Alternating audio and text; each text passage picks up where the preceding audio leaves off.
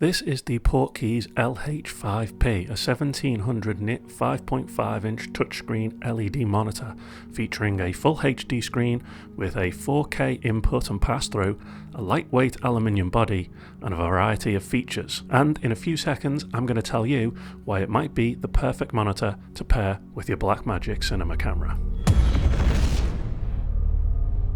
So let's just get to this thing's party trick, and that's the ability to control the camera itself from the monitor over Bluetooth. It's actually quite easy to see why you might want to have this feature with the Blackmagic Pocket Cinema Camera 4K or even the 6K. That's because the screen on the back of these cameras is completely flat and flush against the back of the camera, so it's very hard to see the controls and the input options when you're shooting. It's also very hard to just see what you're actually shooting altogether.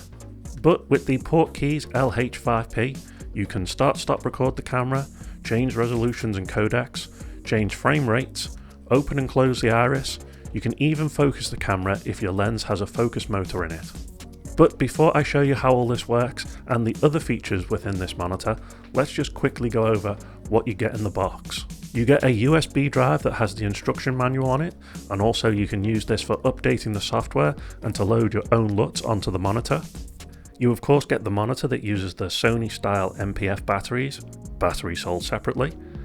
You get a hard case for storing the monitor in, stop it getting all bashed up and scratched in your bag. You get two different styles of antenna, and you also get a few different leads that you can use for controlling different cameras. Right, so let's just go over how this monitor actually works, the touchscreen gestures. So tap the screen and we come up in the first of the menus. This is the, I guess you would call it the exposure tools, or the feature menu. Normally they're along the side on these sidebars here, but I don't have any loaded in at the moment. So the way that you do that is you tap on the little plus sign, and then it brings up the options of the various tools that you have, and you can start adding them. So let's add the Luma waveform, let's add another one, put the peaking on there, plus, and then we'll put another one, false color, as plus another one, put the zebras on there, and then it's exactly the same. I'm not putting them in any order, but it's always exactly the same. Just keep adding them on. So let's add the crosshairs, plus let's add zooming. Put the grids on there. And if you want to get rid of one, it's as simple as hitting the little trash can symbol and it'll get rid of it. And then you click the back button, and then you have those features, those tools on the sidebars there, and you're able to use them. So click on the waveform, and then you can see the waveform there. I've got it selected so it's quite big, but you can change the size of it. To do that, you tap the screen, then you swipe into the center on the actual little icon, and you get these options along the bottom. So you've got the turn the waveform on and off. You've got blending. That's kind of how visible the images of the waveform, so you can have it off so you're completely visible, or you can make it transparent. I'm leaving mine at 25%.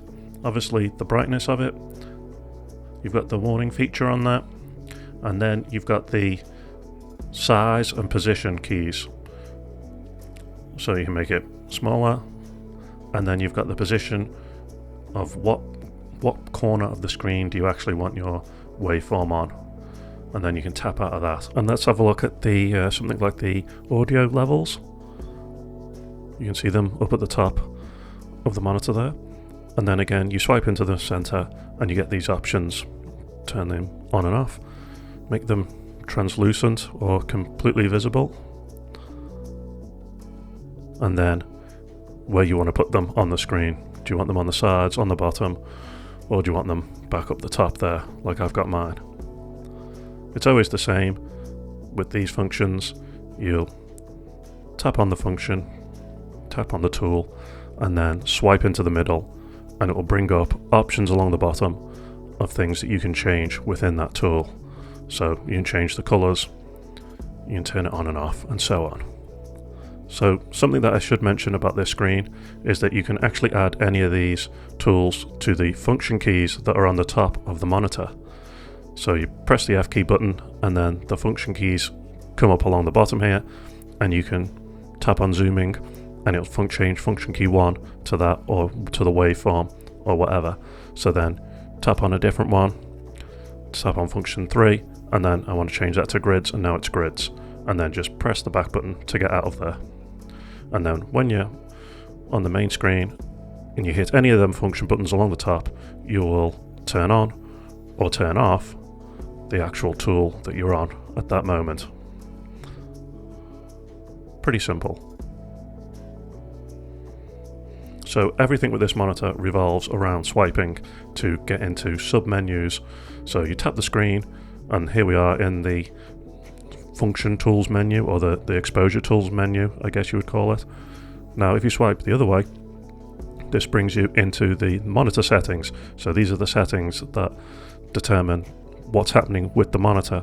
So we've got anamorphic mode, we've got backlight to make the monitor brighter or dimmer. I don't know if you can see it changing there, but it is changing. We've got this version, we've got this feature where you can flip the display. So now it's flipped everything upside down. This might help if you want to mount the monitor in an unusual position and you need to have it upside down and people need to see it. We've got the other settings here that you can see, and you can increase the fan, turn it up. Don't know if you can hear it in there, spinning away. Put that back down to low. You can change the language. You can turn the touch controls off, so now it doesn't work as a touchscreen. Bit annoying that. Wish I could turn that back on. So if you need to do that, then you're going to have to use the hard keys on the top of the camera. And great, now we've got the touch controls back on. So tap the screen, then you've got the LUTs, so you can turn your LUT on, or you can download them from the USB stick. You can see what LUTs you've got saved on the USB, and then you can reset them. You've got the audio volume of the monitor for when you've got headphones plugged in, and then you've got the update screen that allows you to update the firmware from the USB stick, and it will show you here in the bottom left what version of the firmware you're actually on. So if we swipe up, this is the controls for the Tilta Nano Follow Focus. I don't have that, so I'm not going to go into great detail about how it works here, but I thought I'd just show you the screen, that this what you would use if you wanted to use that piece of equipment and you wanted to operate it from this monitor. And then finally, if you swipe down, this brings you into the camera controls that allow you to control the camera via Bluetooth. It lets you start and stop the camera recording. Pretty simple. You can zoom in and out if you've got a power zoom lens. You can change the iris, so you can either do it on the bottom right by tapping it up through the f-stops, or you can just scrub left and right and it will show you what f-stop you're on in the bottom right hand corner. And of course all this is changing on the camera at the same time. Again, you can do the same with your shutter. For some reason my shutter is on 186.4. I don't want it on that, I want it to be on 180th, so I've moved that down there. ISO, exactly the same as all the others. You can see how it's a similar pattern here. You can increase it, you can decrease it. Frames per second, exactly the same. White balance, you've got the presets there that you can select through, or you can actually dial in the complete accurate Kelvin. Tint is the same, and then you've got the codec settings that you can change through, so you can switch over to Blackmagic RAW from ProRes, or you can go to high quality ProRes. One of the things that I have noticed is that if there's no RAW option available like this, I want to select Q5 but it won't let me.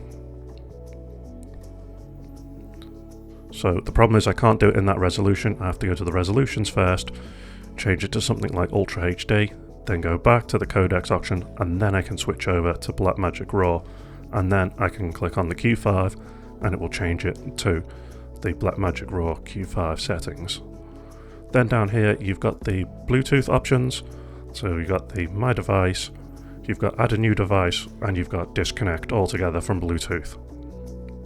And then along the bottom you've got the different options for different cameras that you need to select before you set up how to control the camera, either through Bluetooth or through the wired option. So you would select the camera that you're using along the bottom here, and then you'd be able to set it up in the Bluetooth option above it. So it's really that simple. Tap that screen and you're back in the kind of full screen viewing mode. And again, just swipe through them, left, right, up and down, north, south, east, west, and that gets you through the sub-menus on the monitor. Sadly, as is life, there are a few downsides to this monitor. Number one on this list is how this monitor handles false color. False color is one of my favorite ways to get a perfect exposure on the camera, and the most popular version of this is the ARRI standard with the color scheme that they use. But also there are some other options. Blackmagic and Canon, they stick very closely to the ARRI color patterns. Red, they have their own style of doing things, and so does the Sony Venice. And this monitor has its own style of doing things as well. And I've never seen a color pattern like within this monitor. It's completely alien to anything I've ever seen before. Now, I know this is my fault, and I should be able to just learn this one as easy as learning the false color that I'm used to, but unfortunately I'm a little bit stupid, and I don't think that I'm going to have the ability to store both of these color systems in my head at the same time. The second thing that annoys me is the fact that once you put the antenna on the top of this monitor, then it no longer fits inside the hard case. To me, that was a big design flaw that they should have thought about and fixed. So the question is, should you buy this monitor? And the answer is, well, probably no. And that's because there are two other monitors within this range of monitors. There is the LH5P Mark II, which has an updated screen to 2200 nits. It also has changed the algorithm for the peaking that they use in it, and there are a couple of other little minor features that are added to it. And then there is the bigger brother, the BM5WR, which not only has SDI sockets on the back of the monitor, which makes it more compatible with different cameras that don't have HDMI, but it also has the brighter screen, the 2200 nits, and most of all, it has ARRI false color in it. Why couldn't they have put that in the cheaper monitor? This monitor is probably more versatile with having those SDI sockets on the back. You can use it with a whole host of cameras, professional cameras, things like the ARRI Alexa or whatever, and it's probably going to be better value in the long run, because any camera that you should choose to use in the future you can use it with, and if you go off on other people's sets and they have different cameras, you can use it with that. But of course there is the minor problem of the fact that it costs double the other monitor, which is it worth it? The LH5P is about $400 and the BM5 is about $750. So quite a significant difference between the two. Links for both monitors are in the description, and they are affiliate links that do help out the channel at no extra cost to you.